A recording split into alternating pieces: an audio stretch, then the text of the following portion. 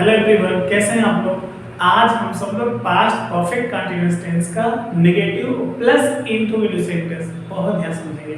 क्योंकि वीडियो की संख्या बहुत ज़्यादा बढ़ती जा रही है और बहुत ज़्यादा लेंथी भी ना हो, ये भी मैं पूरा विशेष ध्यान देता हूँ। तो इसी वीडियो में मैं कोशिश करूँगा कि कम समय में वो सारे बैटर आपको दे सकूँ। बहुत ध्यान समझेंगे, है ये बहुत ज़्यादा आसान। बस एक निवेदन हर बार की तरह रहेगा कि आप यदि पिछला वीडियोस नहीं देखे हैं, पिछली कुछ कक्षाएं आपने नहीं पढ़ी है, पिछला आपने क्लास नहीं लिया है, तो प्लीज़ पीछे जाकर वो सारी चीज़ें क्लियर कर लीजिए। कोई प्रॉब्लम होती है, लगता है कोई दिक्कत होती है तो आप प्लीज़ मुझे इन्फॉर्म कर दीजिए। ठीक, हम लोग एकदम मजबूती के साथ आगे बढ़ेंगे तो ही ज़्यादा अच्छा लगेगा, मज़ा भी आएगा, है ना।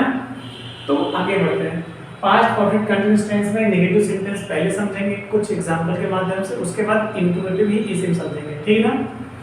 तो जब वाक्य में नहीं शब्द है, कोई भी वाक्य हो सेंटेंस उसमें नहीं शब्द आ जाए तो क्या करना, सहायक क्रिया हैड बीन के बीच में, अब हैड के बाद नॉट, उसके बाद बीन, ओके ना।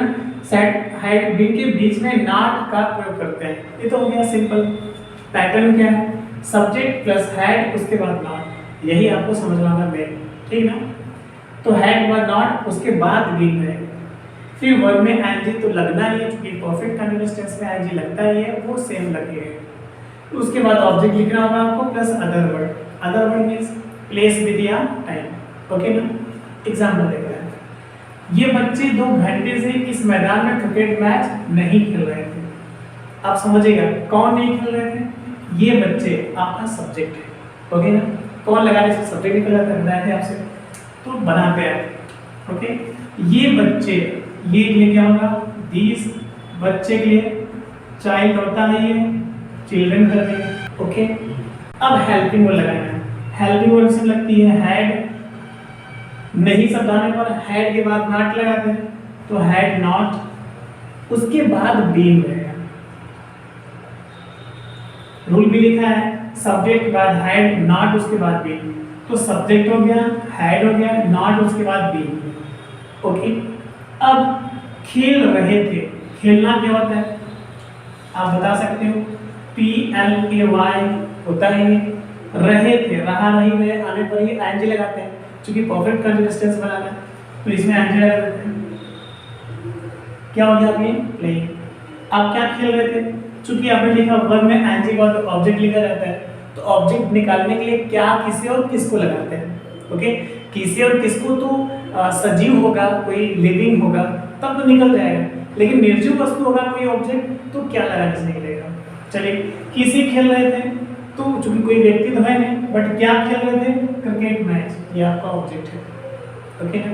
तो सिंपल आपको क्रिकेट मैच लिख देना। मैच क्रिकेट नहीं होगा, ध्यान दीजिएगा, हम आते हैं पीछे से बट एक एक फ्रेज उठाते हैं, ना कि एक एक वर्ड उठाएंगे। तो वर्ड उठाना मतलब तब तो मैच और क्रिकेट मिलेगा, लेकिन आपको लिखना है क्रिकेट मैच साथ में, तो प्लेइंग क्रिकेट मैच कर दीजिए, क्रिकेट। अब जगह यहाँ पर है, दिख रहा है आपको, यहाँ पर लिखते हैं मैच, MATCH, क्लियर है, आसान। और आगे बढ़ते हैं, ऑब्जेक्ट के बाद लिखना होता है other word means place with या टाइम। चलो, कहाँ, अब सबसे पहले प्लेस आएगा, तो कहाँ, इस मैदान में, कहाँ, इस मैदान में, ये आपका प्लेस है। सबसे पहले फर्स्ट लिखना है आपको, में के लिए क्या होगा, इन के बाद फिर इसके अंदर जाएगा, तो इसके लिए दिस होता है, दिस। अब मैदान के लिए फिर लिख देना होगा आपको FIELD, ठीक है ना। अब और प्लेस के बाद आपको लिखना है विद, किसके साथ लगाने से निकलता है, तो ये बच्चे किसके साथ खेल रहे थे, नहीं है, होता तो निकल जाता है। कब खेल रहे थे, कब से, 2 घंटे से, ये आपका टाइम, विद तो नहीं है बट टाइम तो है, टाइम तो होना भी है क्योंकि परफेक्ट कंटीन्यूअस टेंस में टाइम रहना ही है। अब हमको लास्ट में टाइम लिख देना होगा 2 घंटे। ये जानना है मुझे कि ये क्या है, निश्चित समय या अनिश्चित है। यदि निश्चित है तो प्रोसेस लगाना है, अनिश्चित है तो फॉर लगाना है। तो 2 घंटे से कौन सा 2 घंटा क्लियर नहीं है, इसलिए इसको अनिश्चित माना गया है, तो फॉर लगा देना होगा, फॉर। 2 घंटा बचा, अब घंटा तो नहीं होगा, 2 घंटा साथ में निकल जाएगा, सो फॉर 2 hours, फॉर 2, 2 के लिए TWO, टू घंटा के लिए आवर्स, ओके।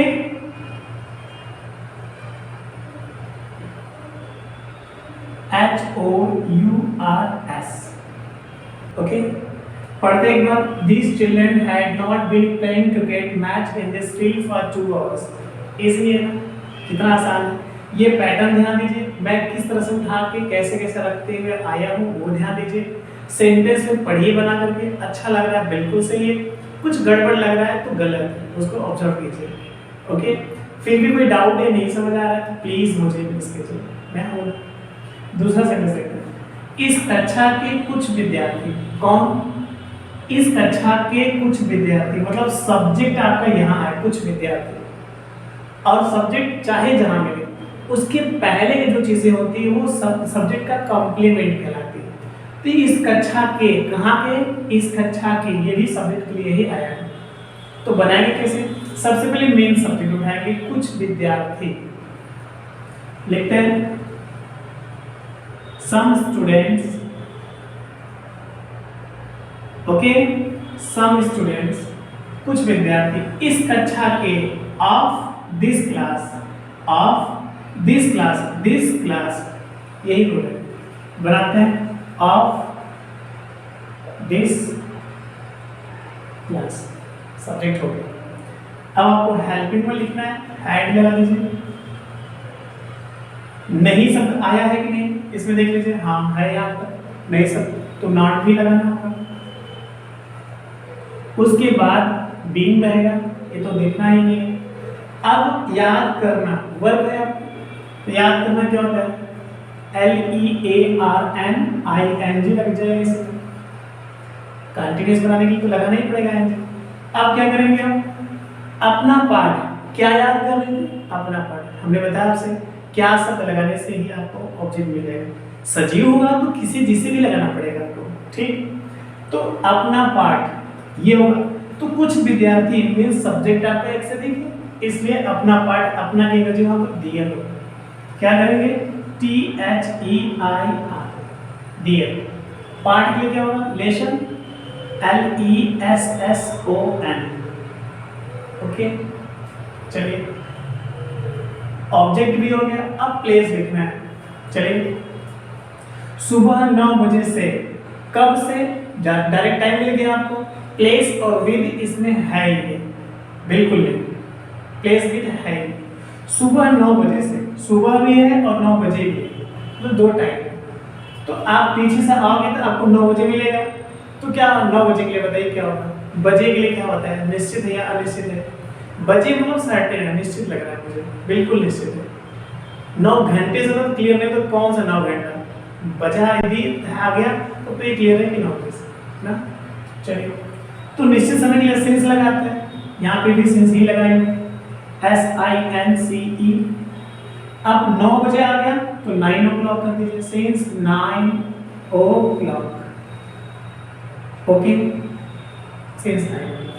सुबह आ गया, सुबह हो या शाम हो कभी भी अकेले नहीं आता, मीन्स मॉर्निंग इवनिंग कभी अकेले नहीं करती, इसके साथ इन का प्रयोग करता है, तो in the morning in the evening होगा, ओके। दोपहर या रात्रि होता तो एट टू एट नाइट करते हैं, तो क्या करेंगे यहाँ पर? इन द मॉर्निंग, लास्ट में फुल स्टॉप। पढ़ते एक बार, इस कक्षा के कुछ विद्यार्थी सुबह 9 बजे से अपना पाठ नहीं याद कर रहे थे, तो कौन नहीं याद करते? कुछ विद्यार्थी, है ना। तो some students of this class had not been learning their lessons since 9 o'clock in the morning, okay, मस्त है ना। आप इसे जल्दी से नोट करो, आई एम वेरी श्योर कि आ भी गया होगा, फिर भी लगता नहीं आती तो मैं कुछ और एग्जांपल दे सकता हूँ, यदि क्लियर है तो आपको मुझे बता भी नहीं सकते, बट मुझे लगता है क्लियर है। फिर हम आगे बढ़ते हैं, अब हम इंट्रोगेटिव पढ़ेंगे, इसी में जाइएगा नहीं आप लोग, प्लीज पूरा वीडियो देखा करिए, जल्दी से नोट कीजिए, फिर हम आगे बढ़ते हैं, ओके।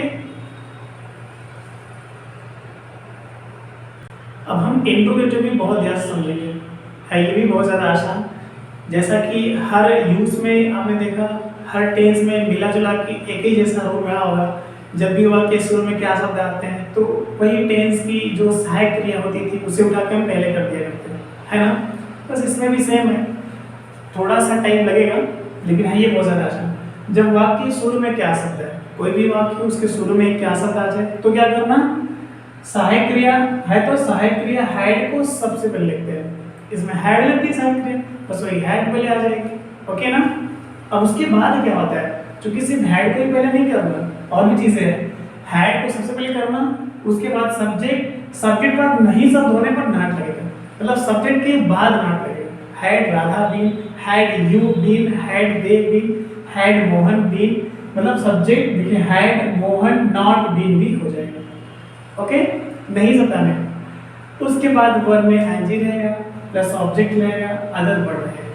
ठीक है ना, कर लेंगे। अब बनाते हैं, पहला सेंटेंस देखते हैं। क्या कुछ लोग पिछले 2 घंटे से आपका पीछा कर रहे थे? कौन कर रहा था? कुछ लोग, ये आपका सब्जेक्ट है। क्या शब्द पहले आ गया तो कुछ लोग के लिए क्या होता है बताइए, कुछ लोग के लिए सम पीपल होगा, PEOPLE। अब सब्जेक्ट के बाद हेल्पिंग वर्ब लगाते थे, लेकिन अब क्या शब्द पहले आ गया तो वही उठा के पहले कर लेंगे। अब हेल्पिंग वर्ब पहले आ जाएगी। ओके ना। नहीं शब्द होता तो यहाँ पर नॉट लगता है, नहीं है तो अभी नॉट मत लगाइए, अब बी लगा देंगे। ठीक, पीछा कर रहे थे, पीछा करना क्या होगा बता सकते हैं? चेस भी होता है, फॉलो भी होता है। क्या करेंगे आप? चेसिंग कर देंगे या फॉलोइंग, कुछ भी हो सकता है, तो फॉलोइंग कर देते हैं। FOLLOW होता है, ये ING लगा दीजिए, फॉलोइंग। ठीक है ना। So had some people been following, किसका? आपका, फॉलोइंग यू। ओके, अब क्या बच रहा है? 2 घंटे से, कब से? समय है तो 2 घंटे आपका, अब जैसे टाइम होने के लिए फार लगा देंगे, फार 2 घंटे के लिए 2 आवर्स। ओके,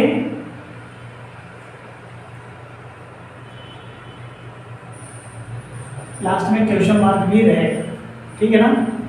पढ़ लें एक बार। Had some people been following you for 2 hours. मस्त है, कुछ बचा तो नहीं है? नहीं। आगे देखते हैं। क्या ये लोग 10 साल से अच्छे नौकरी की तलाश कर रहे थे? कौन तलाश कर रहा था? ये लोग, these people भी हो सकता है। क्या होगा? अब क्या सब पहले आ गया? सेम, हैड पहले आएगा तो हैड these people। ओके, नहीं सब होता तो नॉट लगाते, लेकिन नहीं है तब भी लग जाएगा। ओके, तो हैड these people been। अब तलाश करना ये आपका वर्ब है, इसी में एंग लगेगा। तो क्या होता तलाश करने के, बता सकते हैं? तो सर्च तो नॉर्मल वर्ड है, जानते ही हम।